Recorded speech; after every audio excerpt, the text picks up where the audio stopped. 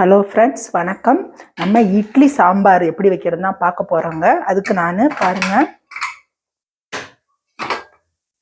துவரம்பருப்பு ஒரு கையளவு, பாசிப்பருப்பு, கத்திரிக்காய், முருங்கைக்காய், மஞ்சத்தூள், பெருங்காயம், பூண்டு, தக்காளிப்பழம், வெங்காயம், கருவேப்பிலை, ஜீரகம் எல்லாம் போட்டு 3 விசில் விட்டு எடுத்து வச்சுருக்குறேங்க.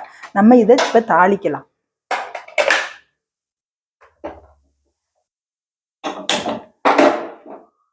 சட்டி காயட்டும்.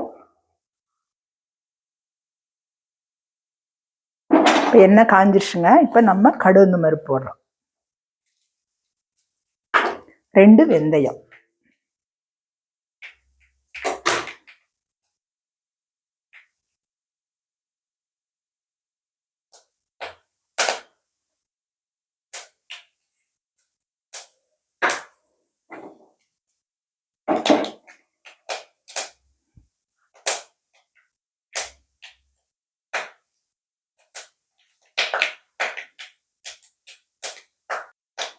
இப்போ கடுகு வெடிச்சிருச்சு, வெந்தயம் வெடிச்சிட்டு இருக்குங்க. நம்ம இந்த சமயத்தில் ஜீரகம் 2,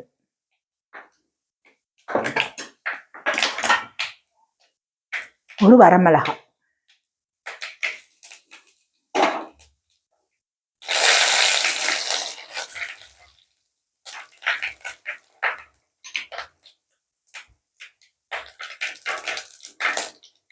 வெங்காயம், கருவேப்பிலை. வெங்காயத்தை பொடியாக கட் பண்ணி வச்சுருக்குறோம். இப்போ போட்டுறோம். இப்போ இது நல்லா முருகட்டும், செவக்கட்டும்.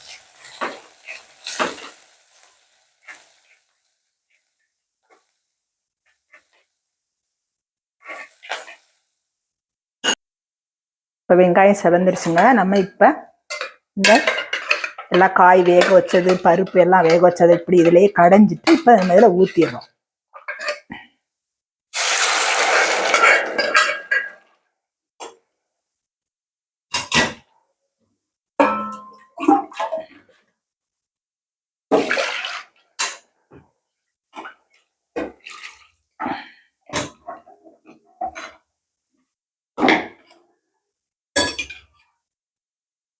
இப்போ நம்ம உப்பு போடுறோம்.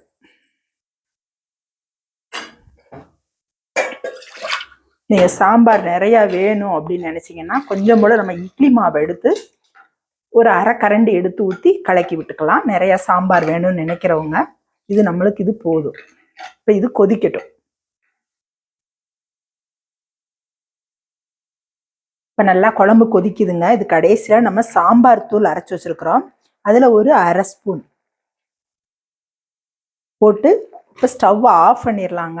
ஆஃப் பண்ணிவிட்டு லாஸ்ட்டாக கருவேப்பிலை, கொத்தமல்லி மேலே தூவி விட்டுக்கலாம். அவ்வளோதான், சாம்பார் ரெடி. மணமான சாம்பார் ரெடி.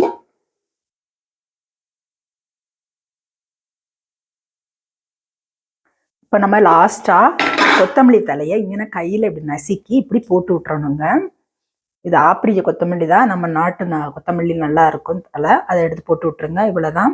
உங்களுக்கு சாம்பார் தூள் நான் அரைச்சி வச்சுருக்கேன், ஒரு வீடியோஸ் போடுறேன் அது தனியாக. நீங்கள் செஞ்சு சாப்பிட்டு பாருங்கள், ரொம்ப மணமாக இருக்கும். பிடிச்சிருக்கும். லைக் பண்ணுங்கள், ஷேர் பண்ணுங்கள், சப்ஸ்கிரைப் பண்ணுங்கள். தேங்க்யூ. வாழ்க வளமுடன்.